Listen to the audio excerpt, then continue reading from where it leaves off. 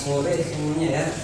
Kita bertemu kembali di mata kuliah pendahuluan fisika zat padat ya.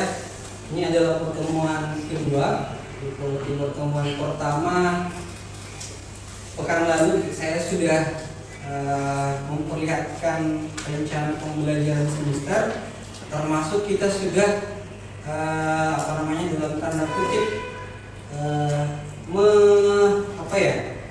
kita sudah setuju ya bagaimana kontrak perkuliahan, bagaimana nanti penentuan nilai akhirnya.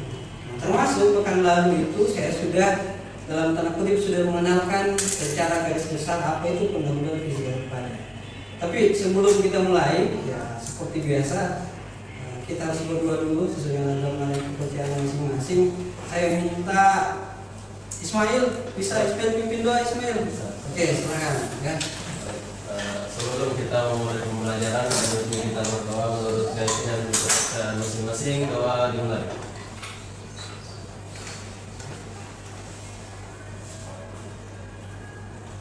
Selesai.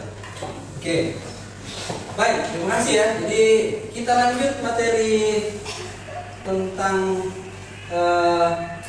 zat padat. Jadi hari ini kita belajar tentang pengenalan struktur kristal ya.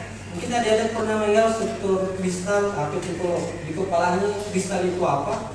Tapi sebelum kita masuk ke kristal, nah kita review dulu materi kita pekan kemarin. Di pekan yang lalu kita sudah ada yang saya lupa ya. Jadi di pertemuan kedua ini ada tujuan pembelajaran yang akan kita lakukan. Nah, tujuan pertama adalah bisa mampu mengemukakan perbedaan antara kristal, semi kristal dengan amorf. Jadi kalau ada yang apa itu kristal sebenarnya, kristal itu besi sebenarnya. Itu kristal. Semi kristal itu pulau plastik. Ya. Kalau ada yang belum tahu, amorf itu kaca. Jadi sebenarnya kalau kita mau outputnya kita belajar ini adalah kita bisa mensintetis nanti sesuatu hal yang berbau zat padat. Itu output, itu yang kita harapkan. Yang kedua, mahasiswa mampu mengemukakan kristal dengan konsep sederhana. Jadi apa syaratnya dan apa sebenarnya kita pelajari supaya terbentuk kristal yang kita inginkan. Ya. Kemudian, bukunya itu ya saya pakai Wiley. Ya sebagian besar buku yang saya pakai di mata kuliah apapun, ya termasuk di optik. Biasanya yang saya pakai adalah buku berbahasa Inggris. Karena memang itu biasanya biasa informasi diberikan itu lebih bagus.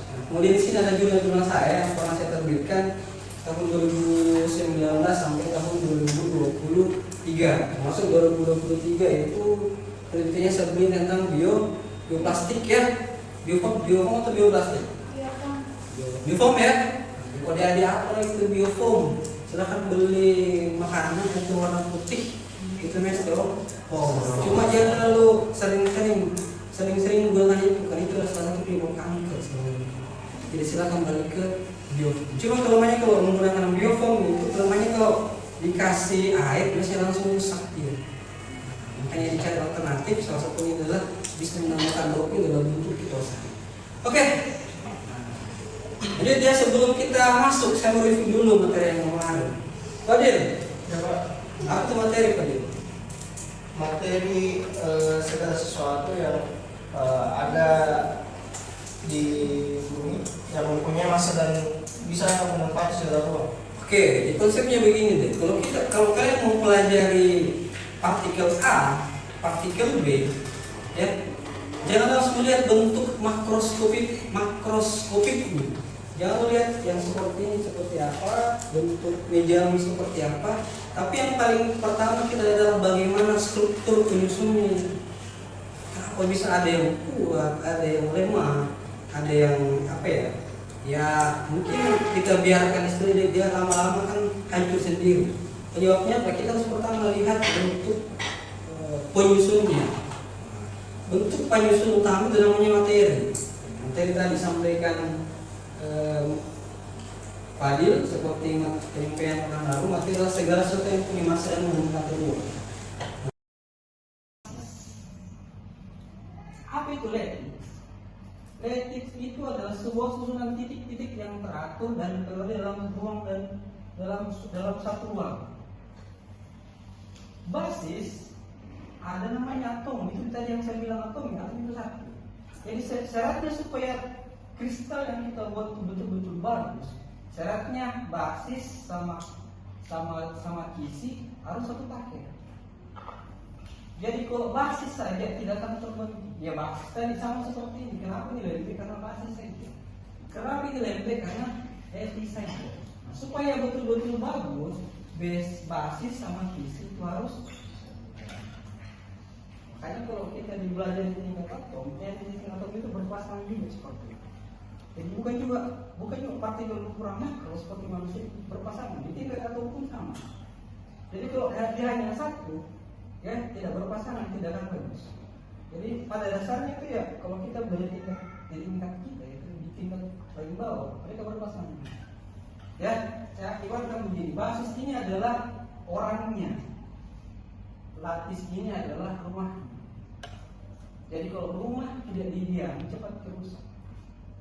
Ada orang tidak punya rumah kan tidak bagus juga. Sama juga kayak di tingkat atom seperti itu. Ya. Di sini kalau terbentuknya antara lattice sama basis ada tiga komunitas terjadi. Ada namanya kristal, ada namanya semi kristal, ada juga namanya amorf.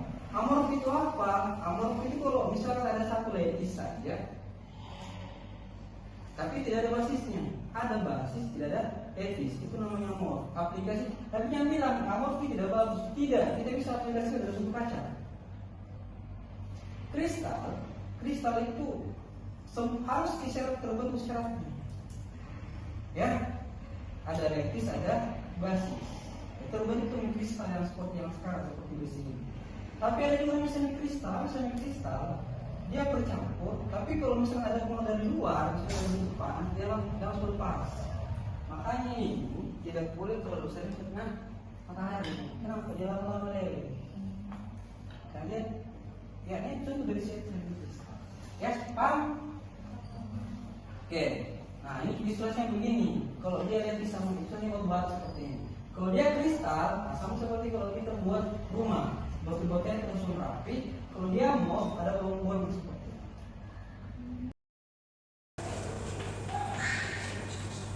Irsyam, Yang pertama itu cair, yang kedua padat, dan terakhir itu gas. Oke, ya. Jadi cair itu dengan gas itu kurang lebih sama ya, sifatnya sama, dia bentuknya berubah-ubah sesuai dengan wadahnya. Kalau padat dia tidak akan berubah. Jadi kalau bentuknya batu terus nih. Tapi kalau cair dia bisa berubah sesuai dengan tempatnya dia. Bedanya kalau cair bisa kelihatan. Kalau gas tidak bisa kelihatan. Kita bisa tahu kalau dia diberikan tekanan seperti ini. Kan ketahuan kalau ada gas.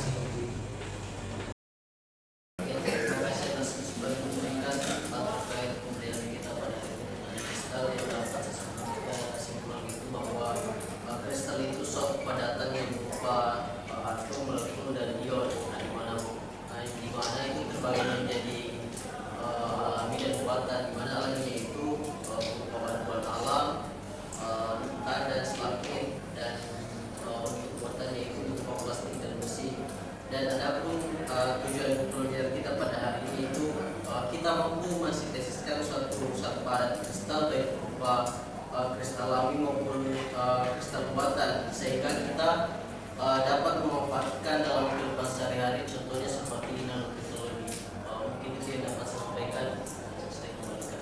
Oke, terima kasih ya. Jadi sebagai